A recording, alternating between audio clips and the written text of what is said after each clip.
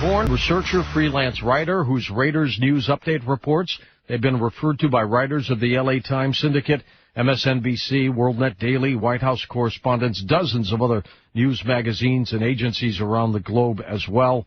Noted author Petrus Romanus, the final pope, is here. Here's Tom Horn back on Coast to Coast. Tom, how are you? Hey, George, great. Great to be back with you on Coast to Coast. Did you ever think we'd ever get to actually say the butler did it?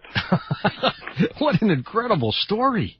I mean, the whole thing, and we'll talk a lot about that, but what have you been up to since you were last on with me? Oh, all kinds of stuff. I don't know if I was on with you since my house burned to the ground. No, I did not know that. Yeah, that burned down.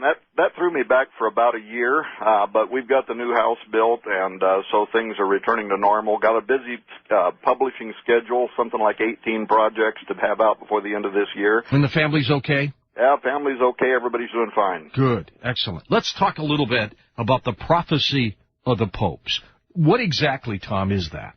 Yeah, well, the prophecy of the popes, if you take the tradition, people can go to Wikipedia and they can type in the prophecy of the popes and read all about the traditional approach to it over there, where 800, actually almost 900 years ago, Pope Innocent II summoned a bishop known as Malachy O'Morgair, or who the Catholics more commonly call Saint Malachy, to come to Rome. He was a very popular archbishop, and the Pope Innocent II wanted him to give an update on his diocese in Armagh, which is located in what's now known as Northern Ireland. And so he made this arduous journey there. It took him several months. But he finally got there. He conducted all of his business in Rome. And then as he was leaving Rome, according to tradition, as he was on one of the hills coming up out of the seven-hilled city, he suddenly had this frenzied vision in which he wrote down the descriptives of every pope that would ever exist from his day to the final pope. So from the pope following Pope Innocent II, which was Celestine II, to the final pope that he called Petrus Romanus, or Peter the Roman. And here's the thing that people want to keep in mind tonight, that no matter what you make of this, you believe in it, you don't believe in it, it really doesn't matter that much, because the very next pope, the one following Pope Benedict XVI, will be, according to this prophecy, the final pope. Pope Benedict's the 111th pope on the list. The very next one, the 112th pope, according to this prophecy, is Peter the Roman, and this prophecy comes to an end. So, you know, George, no matter what we make of this, it's historic in the sense that you have this medieval prophecy. It's almost 900 years old, and the very next pope will be the last one on this list. What would be the significance, Tom, if the prophecy's correct and that pope becomes the last pope? Well, it's very significant because whoever and by the way, we wrote the book, the Petrus Romanus, the final pope is here. We go into all of this history. We're very fair with the prophecy, whether it was a fraud, whether it was real, whether Malachy was the real person that gave the prophecy or somebody else in his name. And the bottom line is, whoever gave the prophecy, and we conclude that it most likely was St. Malachy, but whether it was or not, whoever gave the prophecy concluded that this final pope would be the pope who would lead the church into what dispensationalists often call the Great Tribulation period. He would be the last one. In fact, here's what it says. I'll read it to you in the English translation. Okay. It says, in extreme persecution, the seat of the Holy Roman Church will be occupied by Peter the Roman, who will feed the sheep through many tribulations. When they are over, the city of seven hills will be destroyed, and the terrible or fearsome judge will judge his people, the end. And so he quite literally is telling us that this will be the final pope. Many believe, including some Catholic mystics, modern Catholic mystics, as well as some throughout history we can talk about later tonight, believe that this pope is going to be a pope a la Malachi Martin, right? A pope who is literally under the control of Satan, a false pope, an anti-pope, a fake pope, an infiltrator. But not the Antichrist, though. But not the Antichrist. No. In fact, in evangelical or Protestant theology, we would refer to him as the false prophet. An individual that helps give rise to the Antichrist by steering the world's religious community into following this great political figure that is known as the Antichrist. And again, that's not just Protestant, but there's a lot of Catholic mystics, including some older ones we can talk about tonight if you want to, that saw this day coming, that prophesied for a very long time. In fact, some of the Marian apparitions, some of the most famous ones, La Salette, Fatima, pointed to a time in which Rome would become apostate or overthrown. The Alta Vendita, you know. Perhaps even fake Catholics, Freemasonic infiltrators. Think of them however you might, but those who would use the papacy and the Vatican for New World Order purposes that ultimately gives rise to the Antichrist. Tom, this city of 7 hills that is supposed to be destroyed, what is that city? Do we know? Again, evangelicals, Protestants, and some Catholics identify that as the city of Rome. Okay. 7 Hill City, and most specifically, Mystery Babylon as being the Vatican itself. Okay, now, if this final so-called pope, if his name is not Peter and he's Roman, does that mean that the entire prophecy is wrong? No. In fact, the next pope might be named Peter the Roman. In fact, the Secretary of State, who's in the middle of all this chaos right now, his name literally is Tarcisio Pietro, or Peter Bertoni, who was born in Romano. So if he wound up being the next pope, he would be a shocking fulfillment. I see what you mean. But that doesn't have to happen for a couple of reasons. First of all, because every pope is, in a sense, the next Peter. They're the latest Peter in the line. They all sit on the throne of Peter. So any pope could be thought of as the latest Peter in the line. All you would have to have is an Italian to be voted in as the next pope for this fulfillment of this prophecy to be Peter the Roman. If someone, of course, is not a Catholic, and there are many who are not, and they're listening to this broadcast right now, and they might say, all right, so this is the last pope, big deal. So what? What's it mean to me? How do you answer that? Yeah, I would say I said exactly the same thing. In fact, you know, a couple of years ago, I did a show with you after my book, Apollyon Rising 2012 came out. There's one paragraph in that whole book that just mentions the prophecy of the popes. I mean, I was completely aware of it, but for me, I had a real so what, who cares? I don't put any stock in this prophecy, but because it might unfold in the year 2012, and at that time there was a lot more people talking about the end of the Mayan calendar, the year 2012, and so I put it in a list of other things that were pointing towards the potential significance of the year 2012. But here's what happened, and I won't make this story long. In fact, I'll just make it a few words here. I was speaking at a conference, and I was talking to my staff in between lectures in Coeur d'Alene, Idaho, and I said, you know, something that amazes me is that the prophecy of the popes is coming to an end, and nobody has written a book or anything really on this since, your friend that's come on there a few times, he wrote a book a decade ago talking about the prophecy of the popes, but since him, you know who I'm talking about? Malachi Martin. No, Hogue. John Hogue. Yeah, there you go. Okay. He wrote his book, and it was something like in the year 2000 or something, and but he hadn't updated it, and so I was just real curious. How come nobody is talking about the fact that at a minimum there is a great deal of historicity around the fact that we have this 900-year-old prophecy coming to an end? Well, so I talked to them. I went back to my motel room. You'll like this. And I click on my emails, and here I have an email from Chris Putnam, who is he is a Protestant. He's a theologian. He's an apologist. He wants to know if he can use that one sentence out of that whole book, Apollyon Rising, on the prophecy of the popes. So the coincidence was startling. We got to talking. One thing led to the other.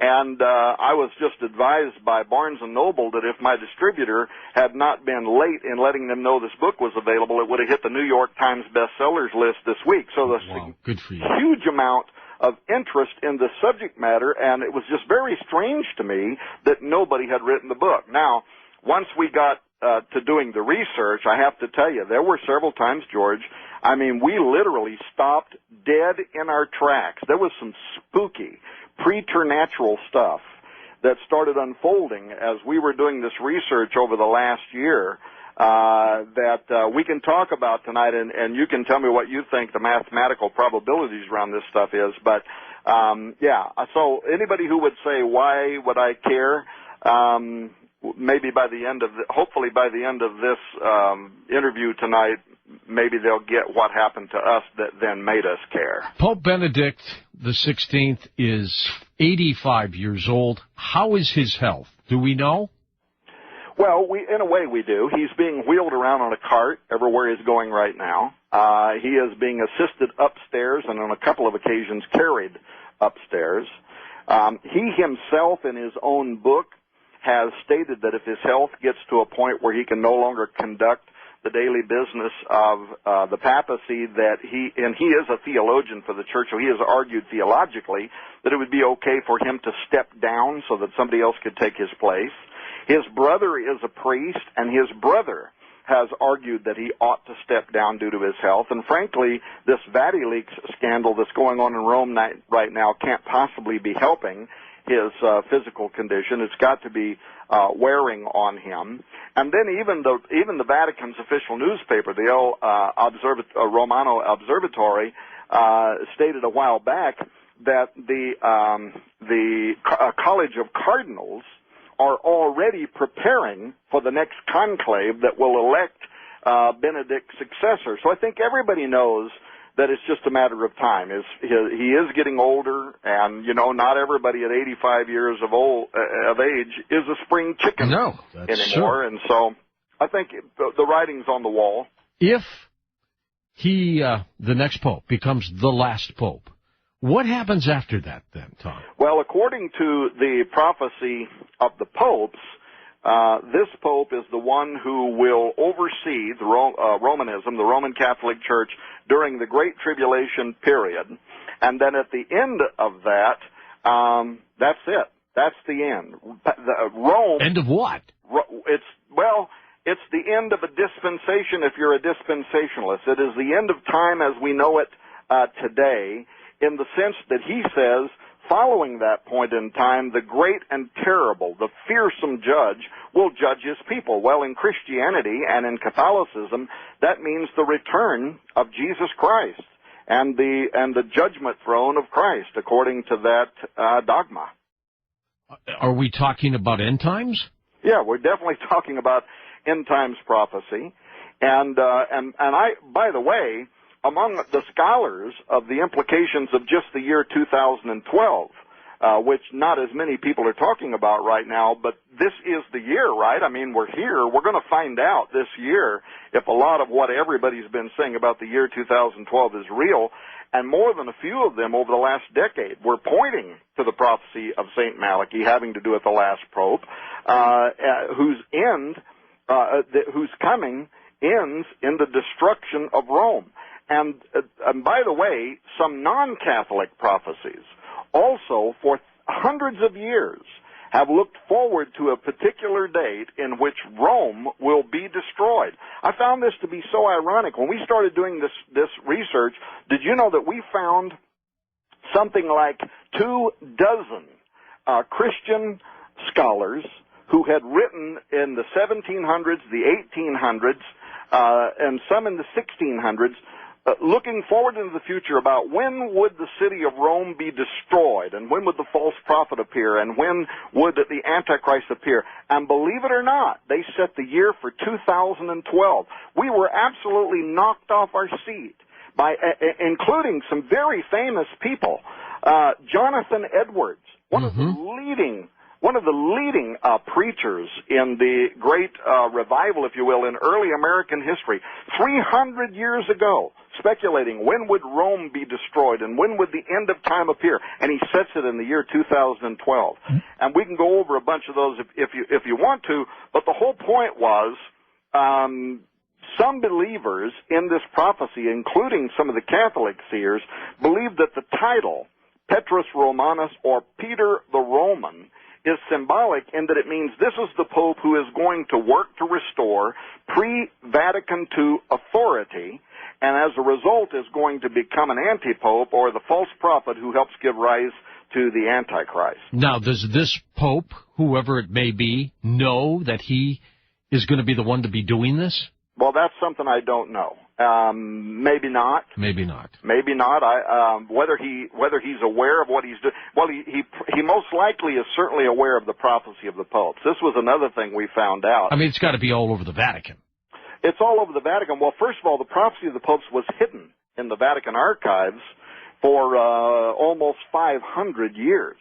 And we uncovered a great deal of information that illustrated that this prophecy was significant, at least to some of the members of the Vatican government, the Curia, in that different ones tried to position themselves to be a fulfillment of the prophecy. In other words, after studying the prophecy of the popes, first of all, we determined that part of the prophecy might be a forgery.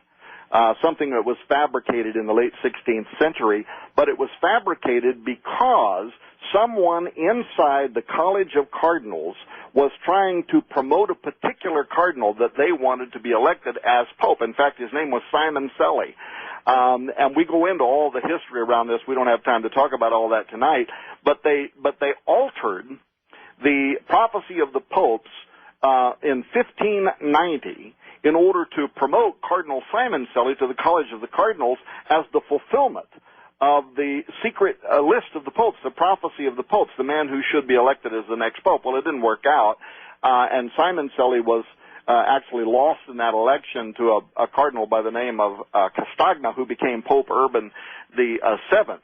But here's what's amazing, George. We learned that, or what we discovered was that the prophecies after that period of time actually increased in their accuracy. And so you would think, because it was finally published in 1595, this is what everybody knows. Arnold de Wyan, he worked inside the Vatican. He wrote this giant book called Lignum Vitae. I think it was something like 1,700 pages. He was the first one in 1595 that published the prophecy of the popes, took it out of the Vatican archives, published it in his book, and then the public became aware of it.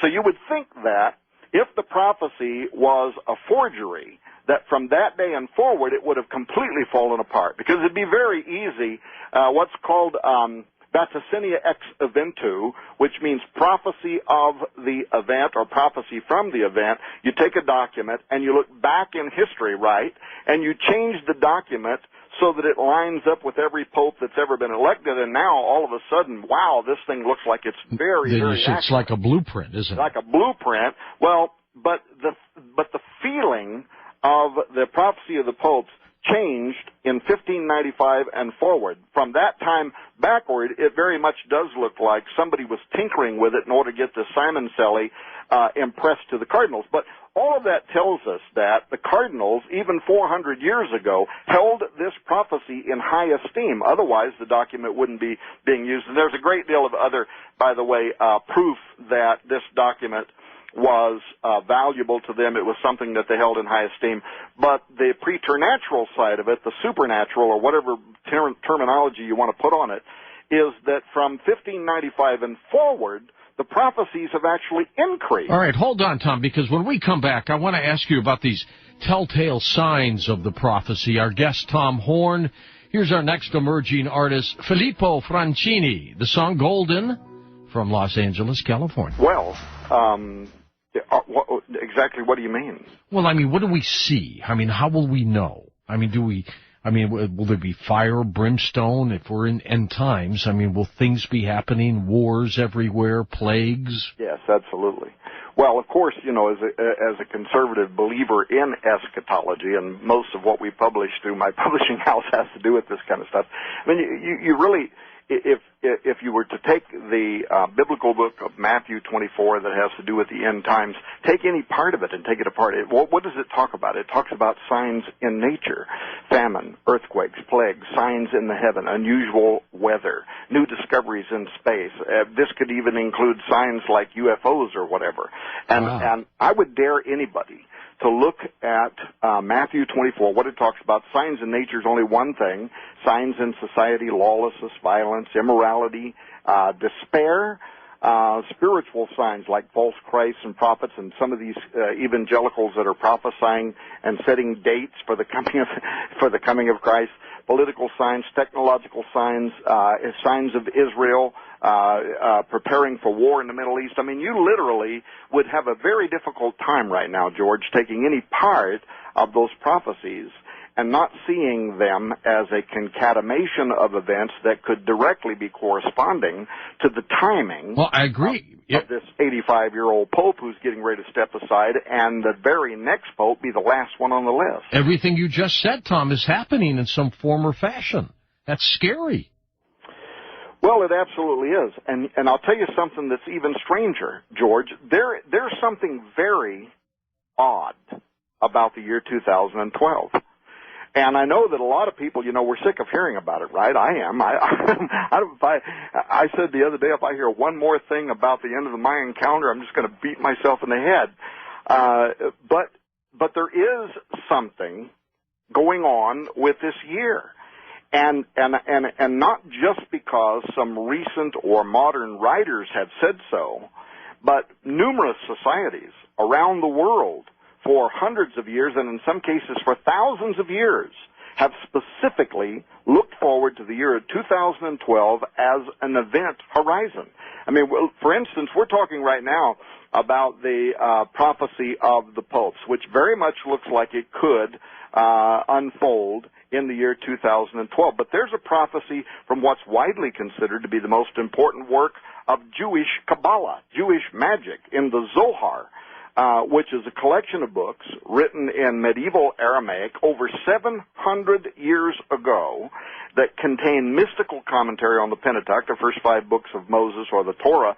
But in addition to interpreting the Scripture, there's a section in the Zohar called the Be'era section. It's in Volume 3, Section 34. Okay. And there's a subsection that includes the signs heralding Mashiach, or in other words, the coming of the Messiah. And guess what? In the Zohar, the fascinating date for the coming of the Messiah is prophesied in the Jewish calendar year 5773, which in our Gregorian calendar is the year 2012. Uh-oh. So 700 years ago, Orthodox Jewish priests, predicting when their Messiah would arrive, said it in the year 2012. I saw, by the way, I caught just a piece of this on the news about 3 or 4 weeks ago, and I haven't heard any more about it, but Jewish rabbis in Jerusalem are getting ready to publish an article that says that the Torah has a code in it pointing to the arrival of the Messiah in 2012. Well, that very much would, of course, correspond to the Zohar. Now, when you know that, and then you go back and you realize, okay, the Mayan calendar does roll over in 2012 with the return of their flying god Kukulkan.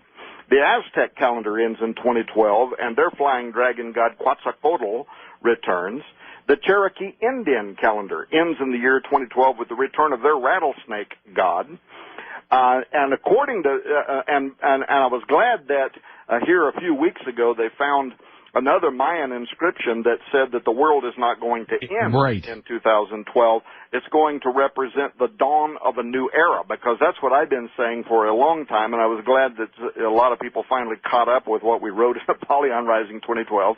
But they also found another Mayan inscription referring to Bolanyakteku, who will rise in the year 2012. Bolanyakteku is the underworld god of the Maya. And you know something that's real interesting? If you study the cosmology around the god Quetzalcoatl, in his human form, when he died, he went down into the underworld and he joined Bolanyakteku. And guess what they're doing according to the Mayan cosmology?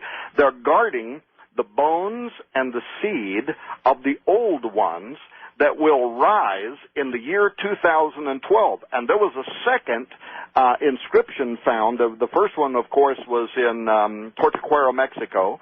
That's the one most people know about. Well, the second one was found 6 or 8 months ago that also verifies that Bolanyakteku is going to rise in the year 2012. The Hindu Kala Yuga calendar ends in the year 2012. I think that the Great Seal of the United States points to the coming of the Antichrist in 2012, but we did a show on that already. But it still goes to that. You've got Jonathan Edwards, 24 other, by the way, Christian scholars that pointed to the year 2012 from the 16th, 17th, and 18th century. For instance, in 1878, I think he was a Presbyterian, and so they'll appreciate this. Reverend William J. Reed in 1878. He was a famous preacher. In fact, his church is still around today. It's a mega church, as I understand it, in his memory. But in 1878, he wrote a book called Lectures on the Revelation concerning the papal system, and he said, we're prepared to answer the question, when will the papal system come to an end? It will be destroyed in the year 2012. Oh, my. So over and over again, and this was part of the spooky stuff, though sometime tonight I do want to get the chance to tell you about a French Jesuit by the name of René Thibault, because his work was lost to history. You know, John Hogue referred to a lost book in his book. Well, and he thought it was burnt up in an abbey in the 1600s. Well, we found it. We negotiated it through Yale, and it corresponds to some work by another Jesuit whose work was also lost to history by the name of René Thibault, and you'd be amazed at what this guy, he was brilliant. He was a mathematician. He was a code breaker for Rome, and what he wrote about the mysterious prophecy of the popes is absolutely startling. All right, Tom, let's talk a little bit about the late Father Malachi Martin, who was convinced that the Illuminati was going to attempt to infiltrate the Vatican and, overtake it with this New World Order. Have you seen anything like that? Absolutely. In fact, we did a great deal of research, not just in the Malachi Martin, but Father Edward Coons, who was murdered. We hired a private investigator to go to Dane County to investigate this for us, a significant amount of research. And again, there were times, George, we stopped in our tracks. We questioned whether we even should do this research, write this book, because of some of the spooky stuff that we were uncovering, which included testimony among not just Malachi Martin, numerous highly placed church experts who assert that Satan worship is not only real, but that it occurs inside the Leonine walls of the Holy See. That includes Monsignor Luigi Marinelli, who wrote his 1999 book, Gone with the Wind in the Vatican, sold 100,000 copies in the first 3 weeks, but he discusses Satanism as being practiced by cardinals at the Vatican. You have Archbishop Emmanuel Malongo, who at a speech at Our Lady of Fatima in 2000 at the International Conference on World Peace, charged high-ranking members of the church hierarchy of being in league with Satan. And then, of course, the late exorcist and maverick professor of the Pontifical Biblical Institute that was on coast to coast numerous times, Malachi Martin. Yep. And in fact, what's interesting, when the Manhattan Magazine, the Fatima Crusader, a Catholic magazine, asked Martin about the public alarm in 2000 that was raised over Archbishop Malongo's claim that high-ranking Vatican officials were fake Catholics in league with Satan, Martin's reply, I've got it right in front of me, here's what he said, quote, anybody who's acquainted with the state of affairs in the Vatican in the last 35 years is well aware that the Prince of Darkness has had and continues to have his surrogates in the court of St. Peter in Rome. Well, we see just some of the news stories, Tom, that are coming out. You got to believe the devil's there, Well, absolutely. And, of course, that's also echoed, I mentioned earlier, venerated Marian apparitions like Fatima, La Salette, which was liked by 2 different popes. Both of these include how Rome would be destroyed, and La Salette speaks of it as becoming the seat of the Antichrist. Now, let me say something so that I don't offend some of the younger Catholic listeners. I think it might come as a surprise to some modern Catholics who may not be aware how this is a part of their actual history. Predictions that Rome would become the seat of the Antichrist was actually a very common eschatology right. among very high-level Catholic scholars of the past. This includes their most celebrated theologians like Cardinal Henry Manning, Bishop Salvador Zola, Frederick William Hale, numerous others that said that in the last days, a demonically infested clergy at the highest levels in Rome would subvert and use the papacy as a political vehicle for an occult world order. Well, of course, Malachi Martin was one of the most outspoken. He warned it. In modern days, yeah. In fact, 10 years before something pulled his feet out from under him while he was preparing for an exorcism. That's what he said later while he was in the hospital. And he fell and then later went into a coma and he died. And at that time, he was working on what he said was going to be his most explosive book ever, a book called Primacy, How the Institutional Roman Catholic Church Became a Creature of the New World Order. That never was written. I don't know what happened to the manuscript that he was working on. I wished I could get my hands on it. But he had become very outspoken about pedophilic Satanism at the heart of the Vatican, throughout the College of Cardinals, and all the way down to the local parishes, which he said were in league with a secret diabolicus that began following the enthronement of the fallen archangel Lucifer in the Roman Catholic citadel on June 29, 1963. Will this final Pope, Tom, be working in tandem with the Antichrist, or will the Antichrist come later? Well, I think he'll help give rise to the Antichrist. I think what we're seeing in 2012, potentially, and I'm not a date setter, by the way, so, 2012 could come and go like the year 2000. It's halfway there now. Yeah. But what Malachi Martin said, and by the way, I always liked Malachi. I'm not a Catholic, but I always liked him a lot. And I put a lot of stock in what he said. He was brilliant in terms of analyzing world events and what was happening at that time, with the Soviet Union and whatever. But the ritual, the enthronement of the fallen archangel Lucifer, is connected to the prophecy of the popes because in his own work, Malachi Martin said that ritual had two primary objectives. One, of course, was to enthrone Lucifer as the prince over Rome, but the second was to assure that in fact, the cardinals, he said, pricked their fingers. I don't know if you remember reading this in his books with blood. They took a blood oath to this event that the sorcerous inception, the embodiment in flesh of that immaterial spirit of Lucifer, would fill the final pope, Petrus Romanus, in a final conclave, which was, of course, also a title of one of his books. And nobody can read the keys of this blood, where he talks about how frightened John Paul was with coming up against this irremovable presence. You can't read Windswept House, where he literally describes how the enthronement occurred.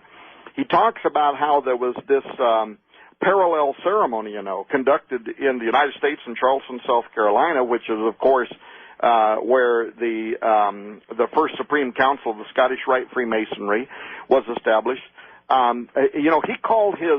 He called his novels faction, meaning that it was fiction based on fact.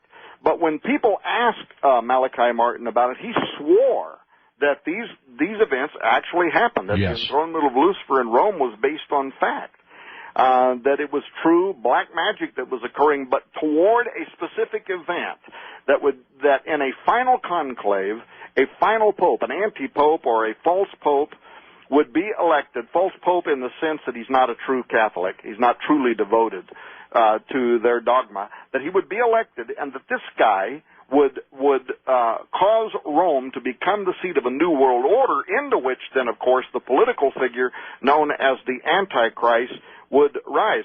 And something else, and this was one of the things in which we hired a private investigator to look into.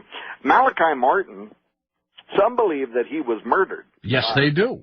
And that his death was covered up, but that he was murdered for talking outwardly about this satanic scheme to use the Catholic Church as a launching pad for a Luciferic Novus Ordo Seclorum. Now, in our lifetime, we may never know, but 1 year before he died, Malachi's very good friend, Father Alfred Coons, was brutally murdered at his St. Michael Catholic Church in Dane, Wisconsin.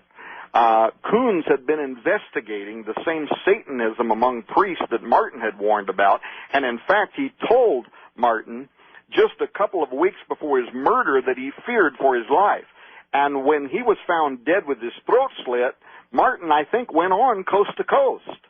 And that was where he was claiming, either on Coast to Coast or in other media, that he had inside information that the Vatican Luciferians had murdered Coons because he was getting ready to blow the lid off their conspiracy. Did they ever find the suspects? No, they have not. And in fact, this was why we hired a private investigator to look into this for our research into our book, Petrus Romanus. We discovered that there was a satanic animal sacrifice.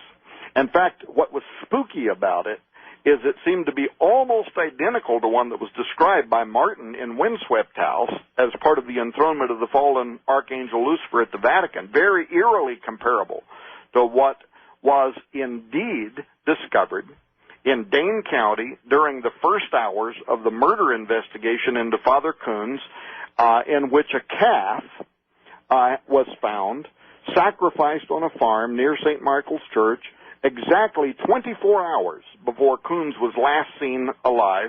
The police reports describe the calf's throat as being slit, just like Father Coons was, and his genitals were cut off. And there's details, by the way, that we don't discuss in our book due to their horrific... I understand. But there's very deep occultism in which there are reasons for removing the genitals of a sacrifice that have to do with blasphemy of the Old Testament description of animals being accounted unworthy as offerings to the Lord if their testicles are bruised or crushed or torn. Anyway, this gets into deep Catholic dogma.